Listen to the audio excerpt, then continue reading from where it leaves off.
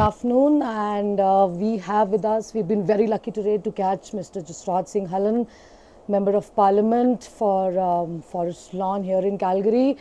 What an amazing guy he is, and he was very busy, but yet he says, for some little initiative, which we call little, he says it's good enough. Voice Alberta, and he's agreed to have a little conversation with us. Thank you so much, Jasrajji, for having us here with you, please. Thank you. It's my pleasure and honor to be able to speak with you today. Thank you. Quick question to begin.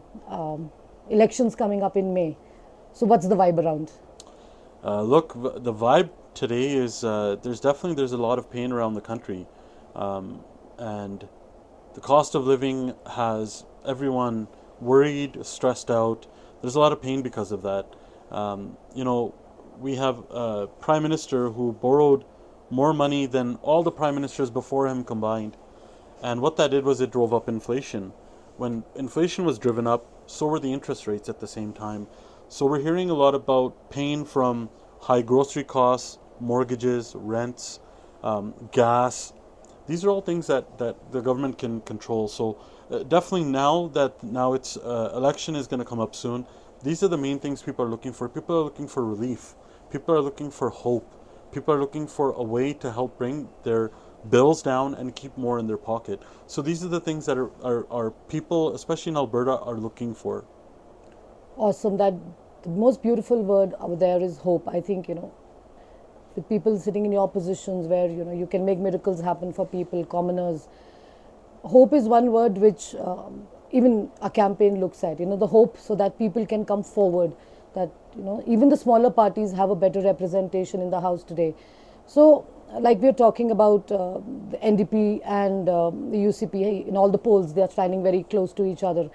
So, how do you take this at the federal level? The way the NDP and our Premier has been talking about the NDP and the Justin Trudeau, Jagmeet Singh tie-up, and here we can say that UCP and CPC over there, the federal level. What do you have to say about this, and how do we benefit from that, or how does it translate into terms of better things for Alberta? So the first part of what you were saying about hope, I think hope is not just something that we talk about. We have to prove that. We have to show that we're working for the people that elected us, and people in Canada are looking to us. As right now we sit in the official opposition, but people are looking for options. What gives them a reason to vote for us?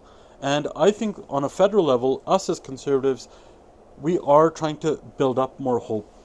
The way we did that on a federal level was we put forward many motions. Cancel the carbon tax, because the carbon tax is taxing more on Canadians, yet it's not helping the environment at all.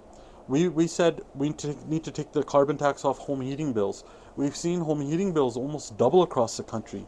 And with rents and with everything else going up, we want that carbon tax removed. We've tried many times to bring that out in the House of Commons, but again, like you mentioned, the Liberals and the NDP together voted against it. So we're trying to take practical solutions on creating more affordability in this country. Now, when we talk about our provincial counterpart, when we look at Alberta, and also we look at what the NDP did before and what they've done, what I saw in my own experience is a stark contrast between the two. Because when the NDP were in for 4 years, we saw investment leaving the country, not even just here in Alberta, but everywhere else, because we were supposed to be the world leaders in energy.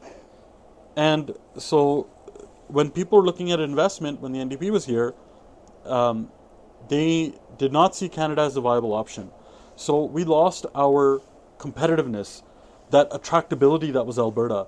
We saw many bills and many things, like the carbon tax was brought in on a provincial level, and we saw that the NDP did not stand up against Justin Trudeau's bill C-69, which killed any new pipelines being built in the country. So we saw there was a stark difference in what the NDP was before. And what we see in Alberta now, today, is more people are moving into Alberta. There's people leaving different provinces to come to Alberta. There's more investment here now. There's headquarters that have moved into this province. Now we're seeing more and more things, and the most important thing, 3 balanced budgets. That is a huge indication that Alberta is open for business, that we know how to manage our finances, and we know how to do business here. We want more business here. Awesome. That's why I see there's a stark difference between what the UCP has done, and just recently, because of the balanced budget, they were able to help Canadians and help Albertans with affordability. They were able to give Albertans money with the affordability, rebate that they gave, which is a good sign, because if Alberta was not in a good financial position, like they weren't when the NDP was around, they wouldn't be able to take these steps. So I think it's a huge show of leadership that when Albertans needed help, that the Alberta government, the UCP, stepped up and gave them that help. We are talking about stability at the UCP and the way they've come up with beautiful 3 budget, and Travis and the Daniel Smith thing over there of capitalism and getting good businesses into Alberta definitely stands there. So do you think, sitting at the federal level and looking at the provincial politics, which you also have been a part of at some point of time, but you were a visionary, you would look at bigger things, how are we, or can you comment on the way a lot of people perceive that there is some instability in the UCP and there are some factions in there which are not consistent today? Look, what I'll say is that with any family, we all have our own differences, but we have a goal at the end of the day. Yeah. And I think that no matter what, within any party, no matter what party you see, there will be differences, but there's a time and a place to address those. There needs to be leadership where you can have differences of thought, you can have differences of opinion as well, but the main goal should be to help Albertans. And I think that the UCP has risen above all of that, and at the end of the day, they have helped Albertans when they needed it the most. And I'll give you another example.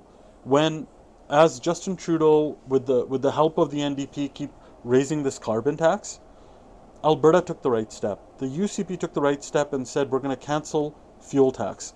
We want Albertans to keep more in their pocket.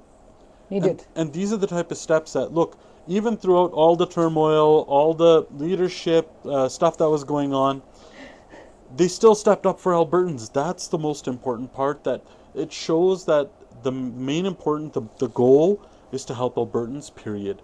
How we get there, and it's not always an easy path, but if they're able to achieve that, I applaud them for doing that. So you stand very strongly at that, of looking from the top. You believe that UCP definitely is the right way forward, according to you, for giving more stability to the province, or people still really need to look at other options, or there needs to be a third front coming in, because all the polls just say that is just 2 parties.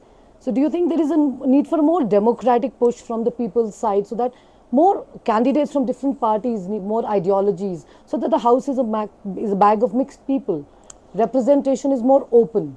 Look, I think that we live in heaven on earth in Canada, where we can, 100%. as a 100%. democratic right, anyone, if they feel that passionate about it, and we do see other parties are alive here in Alberta as well, that they have that ability to be able to practice their democratic right and create a party with their own values that they stand on and that they want to tell other people about.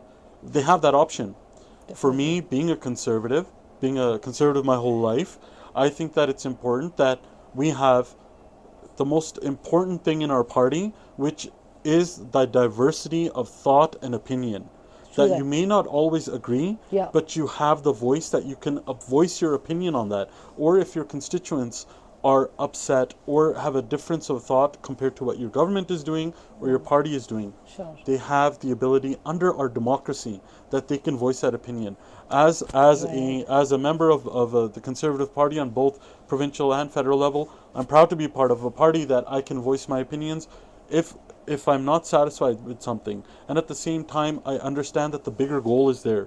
So sometimes what we do is we agree to disagree, but move forward in the betterment of what is going to be the best for Alberta and for Canada. 100%. I think bang on, with such visionaries, such people sitting in positions that they are, these offices become offices of the people, for the people, and by the people. And I think that's the most beautiful thing about democracy. Mr. Hallan, just a small word for the initiative Voice Alberta, and how do you think more and more people should participate, and what would be your thoughts on more people participation in this democratic process in times to come? Well, first of all, congratulations. This is huge. This is a very great first step. And I'm not saying that it's a first step for you because I know you've been around doing this for such a long time. I want to thank you for your passion. I want to thank you for your advocacy and your ongoing hard work, because I've seen that for as long as I've known you, which hasn't been for that long. We haven't known each other that long, but Thank I you. do see Thank that you. you have a genuine passion towards helping people. Thank you. And Voice Alberta, to me, I think will just carry that passion even further. That you're going to have a broad range of voices, of advocates, of people that are passionate about different things, and you're going to be you're going to give them a platform to be able to voice that. And that's a big thing right now. We talk about hope. This is another avenue of hope. Yeah. And we need to make sure that we're giving as many people hope in a time when a lot of people don't see hope today. 100%. So thank you for that. I encourage you that I hope that it only gets bigger. Thank And you. I hope with God's blessings that I wish you even more success. Thank you so much. Thank you so much, Jasraj, and thank you to the Divine who's given us a chance. And this good man who took out time from his busy, busy schedule to give Voice Alberta a little more voice, to make it a little more stronger. Thank you. Good afternoon.